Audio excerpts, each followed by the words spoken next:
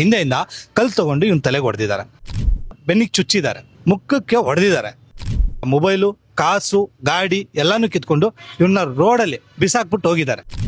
Auto driver ಸತ್ರೂ ಪರವಾಗಿಲ್ಲ, ಅವ್ರು help ಮಾಡೋದು ಬರೀ ಪ್ಯಾಸೆಂಜರ್ಗೆ. ಎಲ್ರಿಗೂ ನಮಸ್ಕಾರ, ನಾನು ನಿಮ್ಮ ಆಟೋ ಕನ್ನಡಿಗ. ಇಲ್ಲಿದಾರಲ್ಲ ಚಾಲಕ, ಆಟೋ ಚಾಲಕ, ಇವನ ಹೆಸರು ದರ್ಶನ್ ಅಂತ. ಎಲೆಕ್ಟ್ರಾನಿಕ್ ಸಿಟಿಲಿ ಕೂತಿರುವಾಗ ಒಂದು ಡ್ಯೂಟಿ ಬರುತ್ತೆ, 50 ಕಿಲೋಮೀಟರ್ ಡ್ಯೂಟಿ.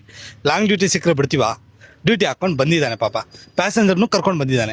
ಬಂದಾಗ Bagalur back gate, airport back ಗೇಟಲ್ಲಿ ಕರ್ಕೊಂಡು ಬಂದಾಗ ಪ್ಯಾಸೆಂಜರ್ನ ಡ್ರಾಪ್ ಮಾಡಿದ್ದಾರೆ. ಅವ್ರು ಹೇಳಿದ್ದಾರೆ ಅಮೌಂಟ್ ಕೊಡ್ತೀವಿ, ಒಂದು 5 ನಿಮಿಷ 10 ನಿಮಿಷ 5 ನಿಮಿಷ 10 ನಿಮಿಷ ಅಂತ ಮಿನಿಮಮ್ 2 ಅವರ್ ಕಾಯಿಸಿದ್ದಾರೆ. ಇವನು ಕೂತಿದ್ದಾನೆ, ಏನೋ ಇರ್ಬೋದು, ವಾಪಸ್ ಹೋಗ್ಬೋದೇನೋ ಅನ್ನೋ ಕಾರಣ ವೇಟಿಂಗ್ ಚಾರ್ಜಸ್ ಸೇರಿಸ್ಕೊಡ್ತೀನಿ ಅಂತ ಕಾಯಿಸಿದ್ದಾರೆ. ಆ ಟೈಮಲ್ಲಿ ಇವನು ಕೂತಿರುವಾಗ, ಮುಂದೆ ಸೀಟಲ್ಲಿ ಕೂತಿರುವಾಗ ಹಿಂದೆಯಿಂದ ಕಲ್ ತಗೊಂಡು ಇವನು ತಲೆಗೆ ಹೊಡೆದಿದ್ದಾರೆ. ಪ್ಯಾಸೆಂಜರು ಹೊಡೆದ್ಬಿಟ್ಟು ಚಾಕುವಿನಿಂದ ಬೆನ್ನಿಗೆ ಚುಚ್ಚಿದ್ದಾರೆ, ಮುಖಕ್ಕೆ ಹೊಡೆದಿದ್ದಾರೆ, ಅಲ್ಲೆಲ್ಲ ಕಿತ್ಕೊಂಡು ಬಂದಿದೆ.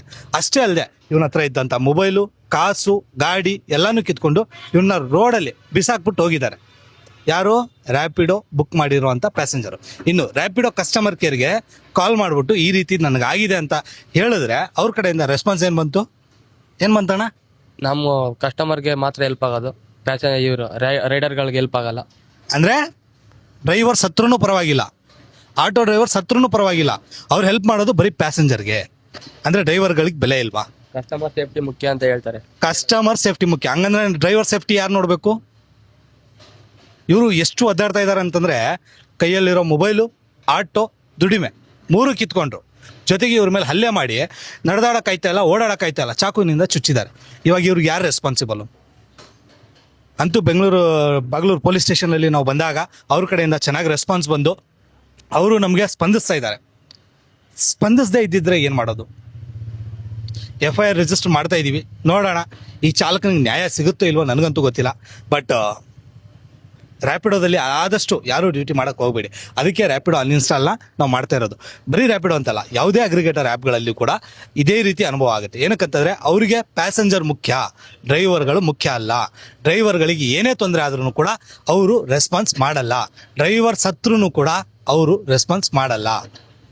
ಆವಾಗ ತುಂಬ ಸರಿ ಹೇಳ್ತಾ ಇರ್ತೀವಿ, ಮೀಟ್ರ್ ಹಾಕೊಂಡು ಡ್ಯೂಟಿ ಮಾಡ್ಕೊಳ್ಳಿ, ಅಗ್ರಿಗೇಟರ್ಗಳು ಬೇಡ ಅಂತ. ಬಟ್ ಏನು ಮಾಡೋಕ್ಕಾಗಲ್ಲ. ಇವಾಗಿರುವಂಥ ಸಿಚುವೇಷನಲ್ಲಿ ನಾವು ಅಗ್ರಿಗೇಟರಲ್ಲೇ ಡ್ಯೂಟಿ ಮಾಡಲೇಬೇಕು, ಅದನ್ನೇ ನಂಬ್ಕೊಂಡಿದ್ದೀವಿ. ಸರ್ಕಾರದಿಂದ ನಮಗೊಂದು ಆ್ಯಪ್ ಬಂದರೆ ನಮ್ಗೆ ಒಳ್ಳೇದಾಗುತ್ತೆ. ಬಟ್ ಇವಾಗಿರುವಂಥ ಸಿಚುವೇಷನಲ್ಲಿ ಈ ರೀತಿ ಡ್ರೈವರ್ಗಳ ಮೇಲೆ ಇದು ಒಂದಂತಲ್ಲ, ಲಾಸ್ಟ್ ಟೈಮ್ ಊಬರ್ದ ಮೇಲೂ ಆಯಿತು. 60 ವರ್ಷ ಹಿರಿಯ ಆಟೋ ಚಾಲಕರ ಮೇಲೆ ಹಲ್ಲೆ ಆಯಿತು, ಅದು ಕೂಡ ರೆಸ್ಪಾನ್ಸ್ ಮಾಡಲಿಲ್ಲ.